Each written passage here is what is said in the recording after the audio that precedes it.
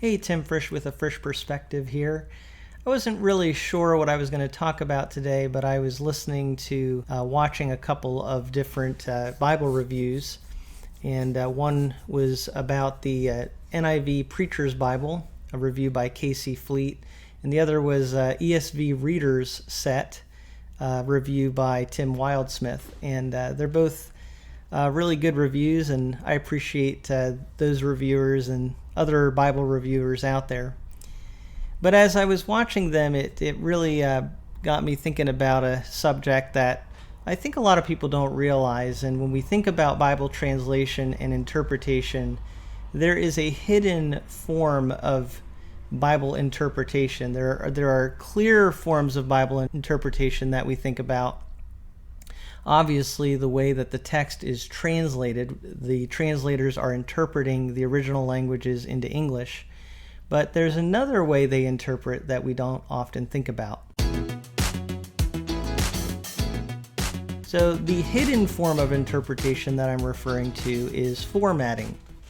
And I don't know if you've ever really thought about this before, but it really is true that formatting is interpretive, and it actually affects the way that we understand what we're reading. But it's very subtle. We're not often even very conscious of it. But when I talk about formatting, I'm talking about both the sentence and paragraph breaks that are put into the text, as well as punctuation. That would also be part of formatting. But this comes out when we think about Bibles like the verse-by-verse that's coming out with the NIV Preacher's Bible, or the Reader's Sets that are paragraph format, because these Bibles are formatted differently from one another. And so you can really see that there is an importance to how a Bible is formatted. It's important to realize, too, that the original authors of the Bible didn't format their writings the way that we have them today. So Paul did not write in verse-by-verse format, nor did he put paragraphs in the way that we have them in our Bibles today. But formatting definitely influences the way that we read the Bible. That's why we have different formats. And sometimes people become really biased toward a certain format. So if you've gotten used to reading the Bible in verse-by-verse format, you might say, well, that's the way the Bible should be read. You should read the Bible and learn from it in verse-by-verse format. Obviously, a lot of us have learned Bible verses, so we tend to be biased toward it in that way too. Other people, though, are very biased toward paragraph formats. They love Bibles that have the paragraph formatting, and so that becomes something they're really attached to, and they may actually not like verse-by-verse very much. So as with most things, we can become opinionated depending on our preferences and experience. But I just want to actually encourage people that, first of all, understand the formatting that you have wasn't there in the original, and it actually does affect the way that you read the Bible. But also, I would encourage you to read different formats.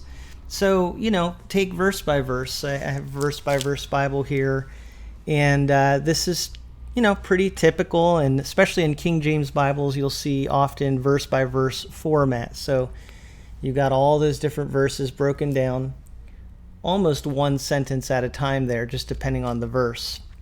But verse by verse, I really think is great for detail reading. What verse by verse allows you to do is really just focus on the detailed aspects of the text. And it's great for teaching because you can focus on that. And when you're teaching, you know exactly where you are. If you tell people that you're teaching, okay, let's look at verse 24, verse by verse allows you to go right to that exact portion of the text. So I love verse by verse for detail study and teaching. But paragraphs are great too.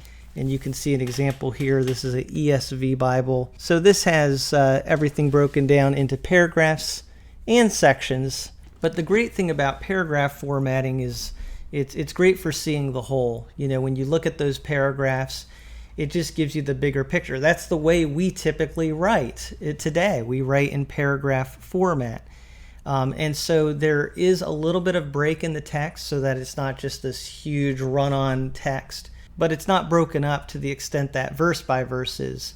So the paragraphs help you to see larger aspects of thought. and how those are broken up. Now, reader editions of the Bible take that a step further, and they actually take out things like section headings, so there's less distractions. They still have paragraphs, but you don't have section headings that, again, are interpretive. They might unconsciously or consciously cause you to say, okay, this is where we should break up the text, and I should treat this as a separate thing. Reader Bibles really just allow you to see it all as one whole coming together. And I love, as Tim Wildsmith was saying about the ESV reader set, that it's very immersive. It's an immersive experience, and I think that's a great way to put it.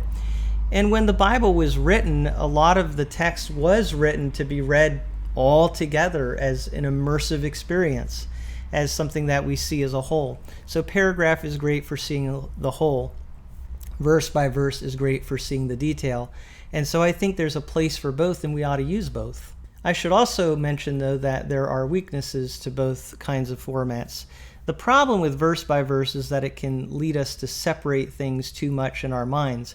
And again, this isn't conscious, but it does happen where we begin to see different parts of Scripture as just these little snippets. And that actually happens in people's experience. They maybe memorize a Bible verse, and they say, something like John 3:16, very well known, "For God so loved the world that he gave his only begotten Son." What they don't even think about is the first word of that sentence, "for," is not the typical way you would start a sentence. You would only say "for" if something came before that, which is what you're referring to. So even when we quote a verse like John 3:16, we really need to know what comes before it. And verse by verse ways of reading and thinking about the Bible can lead us to take certain things out of context and just begin to see the Bible in a very detached way. Paragraph formatting can have a weakness too, in that it subtly puts translators' organizational frameworks into the text. Again, New Testament writers like Paul or Peter didn't paragraph their letters the way that we see them today. And so, we can think that when we're reading the way that we see these paragraphs, that this is the way the writers did that. No, technically it isn't. And so we need to be mindful of that. And I would say there are certain ways in which we break the text up that could affect us in how certain things are interpreted. Sometimes paragraphs are broken up differently depending on the translation. So verse by verse tends to avoid that, actually, because in verse by verse formatting, it almost looks much more like just one run-on thing, although broken down into verses, but you don't notice the paragraph separations as much. So all that to say, there is an interpretive aspect to formatting, and a lot of times we miss that. And the main thing to realize is that it can affect you without you even realizing it. So that's why I say, again, it's good to use both types of Bibles because the verse by verse will allow you to look at the details. The paragraph will allow you to see the bigger picture and to read it in, I think, a more natural way. But remember, it is part of the translation. It is part of the interpretive process, the way that a Bible is formatted. And that, by the way, is why the NIV translators typically don't put out the NIV in verse by verse format, because they realize that that is part of how we understand and interpret the text. But they made an exception for preachers and teachers who want to have that verse by verse setting. But it's a fascinating topic, and I think that there are advantages, obviously, with whatever formatting. So I hope this has been helpful to you, and it's just a thought that I wanted to share with you. I'd love to hear your thoughts in the comments below. And as always, thank you for listening to what I have to say from a Fresh Perspective.